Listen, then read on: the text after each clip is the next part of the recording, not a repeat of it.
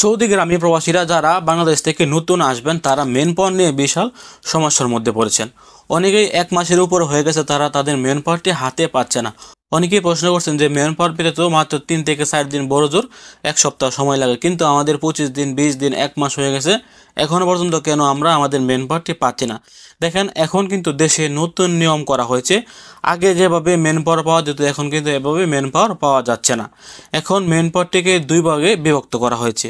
এক ভাগ লোক খুব সহজে মেন পাওয়ার পেয়ে যাচ্ছেন এবং অন্য যে ভাগটি আছে তারা কিন্তু খুব সহজে মেন পাওয়ার পাচ্ছে না। তাদেরকে বেশ কিছু কাগজপত্র বিএমইটি অফিসে জমা দিতে হচ্ছে, তখনই কিন্তু তাদের মেন পাওয়ারগুলো হচ্ছে। কী কারণে আপনাদের মেন পাওয়ারটি হচ্ছে না, আজকের ভিডিওটি সম্পূর্ণ ক্লিয়ার করে দেওয়ার চেষ্টা করব এবং কাদের মেন পাওয়ার খুব সহজে হয়ে যাচ্ছে এটিও ক্লিয়ার করে দেওয়ার চেষ্টা করব। তারা যে নিয়মটি করেছেন এখানে বলা আছে 21/6/1446 হিজরি তারিখের আগে যে ভিসাগুলো তোলা হয়েছে বা যে ভিসাগুলো উঠানো হয়েছে ওই ভিসাগুলোর মেন পাওয়ার কোনো প্রকার কাগজপত্র ছাড়াই তাদের মেন পাওয়ারগুলো খুব সহজেই হয়ে যাচ্ছে, তাদেরকে কোনো প্রকার কাগজপত্র দিতে হচ্ছে না।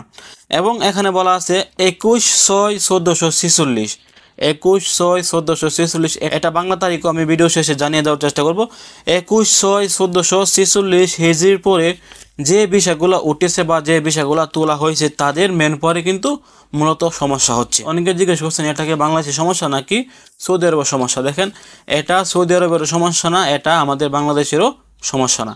এখানে কথা হচ্ছে আমাদের বাংলাদেশের সরকার আপনার কোম্পানিটিকে যাচাই বাছাই করার চেষ্টা করছে আসলে কি আপনার ভিসাটি যে জায়গা থেকে উঠেছে ওই জায়গায় কোনো কোম্পানি আছে কিনা বা তাদের ভিসা দেওয়ার সক্ষমতা আছে কিনা, তারা আপনাকে বিদেশে নিয়ে কাজ করাতে পারবে কিনা। মূলত এই নিয়মটি কিন্তু বাংলাদেশ সরকারের পক্ষ থেকে করা হয়েছে যে আপনি সৌদি আরবে এসে যেন আপনার কোনো প্রকার কষ্ট না হয়, যেন আপনার কাজের জন্য বিড়ম্বনায় পড়তে না হয়।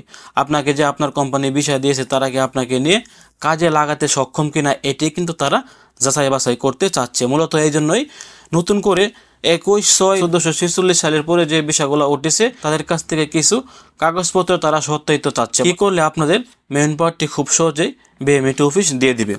এখানে বলা আছে আপনি যে কোম্পানির কাছ থেকে ভিসাগুলি নিয়েছেন বা আপনি যার কাছ থেকে ভিসা নিয়েছেন আপনি তাকে বলবেন সে যার কাছ থেকে ভিসা নিয়েছেন ওই কোম্পানির কিছু কাগজপত্র বাংলাদেশ এম্বাসিতে পাঠানোর জন্য। তো কি কি কাগজপত্র?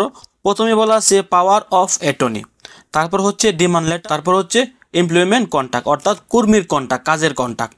এই 3টি কাগজ আপনি যার কাছ থেকে ভিসা নিয়েছেন বা আপনি যে কোম্পানির কাছ থেকে ভিসা নিয়েছেন এই কোম্পানি এই 3টি কাগজ পাঠাবে সৌদি আরবের থাকা দূতাবাসের কাছে, অর্থাৎ সৌদি আরবের রিয়াদে বাংলাদেশ এম্বাসি যেটি অবস্থিত ওইখানে এই 3টি কাগজ আপনার কোম্পানিকে বা আপনি যার কাছ থেকে ভিসা নিয়েছেন সেই ব্যক্তি এই 3টি কাগজ বাংলাদেশ দূতাবাসে পাঠাবে। বাংলাদেশ দূতাবাস এই কাগজটিকে দেখে ভালোভাবে চেক করে আসলে সৌদি আরবে এরকম কোনো কোম্পানি আছে কিনা বা এরকম কোম্পানি আপনাকে সৌদি আরবে আনলে কাজ দিতে পারবে কিনা।